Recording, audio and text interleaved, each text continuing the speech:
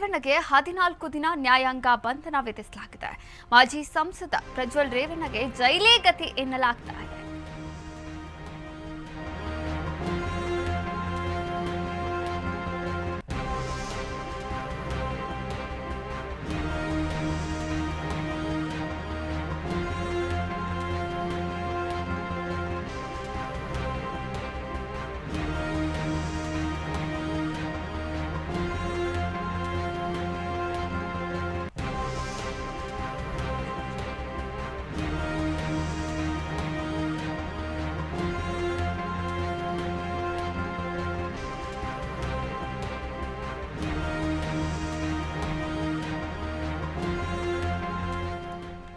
ಪ್ರಜ್ವಲ್ ರೇವಣ್ಣಗೆ 14 ದಿನಗಳ ನ್ಯಾಯಾಂಗ ಬಂಧನವನ್ನ ವಿಧಿಸಲಾಗಿದೆ.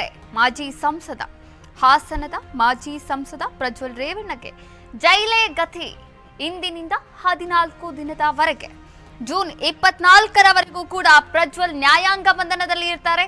ಪ್ರಜ್ವಲ್ನನ್ನ ಕೋರ್ಟ್ಗೆ ಹಾಜರುಪಡಿಸಿದಂತಹ ಎಸ್ಐಟಿ ಕಸ್ಟಡಿ ಅಂತ್ಯ ಆಗಿದೆ ಎಂದು ಈ ಕುರಿತಂತೆ ಪ್ರಜ್ವಲ್ನನ್ನ ಕೋರ್ಟ್ಗೆ ಹಾಜರುಪಡಿಸಲಾಗಿತ್ತು. ಈ ಹಿನ್ನೆಲೆಯಲ್ಲಿ ಪ್ರಜ್ವಲ್ಗೆ ಕೋರ್ಟ್ಗೆ ಹಾಜರು ಕೂಡ ಆಗಿದ್ರು. ನಂತರ ನ್ಯಾಯಾಂಗ ಬಂಧನಕ್ಕೆ 42ನೇ ACMM ಕೋರ್ಟ್ ಆದೇಶವನ್ನ ನೀಡಿದೆ.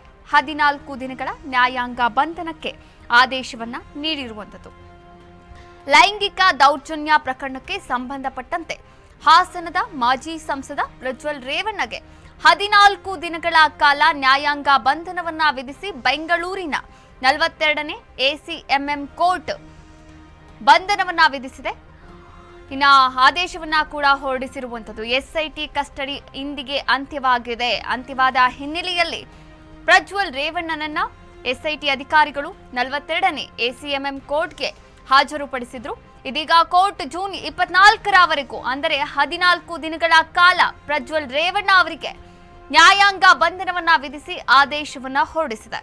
ಇನ್ನು ಈ ಮೂಲಕ ಲೈಂಗಿಕ ದೌರ್ಜನ್ಯ ಪ್ರಕರಣದಲ್ಲಿ ಪ್ರಜ್ವಲ್ ರೇವಣ್ಣ ಜೈಲು ಪಾಲಾಗಿದ್ದಾರೆ. ಪ್ರಕರಣ ಸಂಬಂಧ ವಿದೇಶದಲ್ಲಿ ತಲೆಮರೆಸಿಕೊಂಡಿದ್ರು. ಅದಾದ ನಂತರ ಪ್ರಜ್ವಲ್ ರೇವಣ್ಣ ಮೇ 30ರಂದು ಕರ್ನಾಟಕಕ್ಕೆ ಬೆಂಗಳೂರಿಗೆ ಬರ್ತಾರೆ.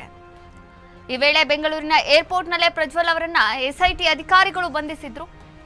ಇದೀಗ ಒಂದು ಹಂತದ ವಿಚಾರಣೆ ಮುಗಿದಿದೆ. ಮತ್ತೆ ಕೂಡ ದಾಖಲಾಗಿರುವಂಥದ್ದು 3 ಪ್ರಕರಣಗಳು. ಹೊಳೆ ನರಸೀಪುರದ ಆ ಒಂದು ಪ್ರಕರಣಕ್ಕೆ ಸಂಬಂಧಪಟ್ಟಂತೆ ತನಿಖೆ ಸಂಪೂರ್ಣ ಆಗಿರುವಂಥದ್ದು. ಇನ್ನೂ 2 ಕೂಡ ಬಾಕಿ ಇರುವಂಥದ್ದು, ಮಹಿಳೆಯರ ಮೇಲೆ ದೌರ್ಜನ್ಯ. ಆದ್ರೆ ಇನ್ನೂ ಕೂಡ ಕಸ್ಟಡಿಗೆ ಕೇಳುವಂತಹ ಸಂದರ್ಭ ಎದುರಾಗಿತ್ತು. ಆದ್ರೆ ಕಸ್ಟಡಿಗೆ ಹೇಳದೆಯೇ ಇದೀಗ 14 ದಿನಗಳವರೆಗೂ ಕೂಡ ನ್ಯಾಯಾಂಗ ಬಂಧನವನ್ನ ಆದೇಶ ಮಾಡಿರುವಂಥದ್ದು 42ನೇ ACMM ಕೋರ್ಟ್.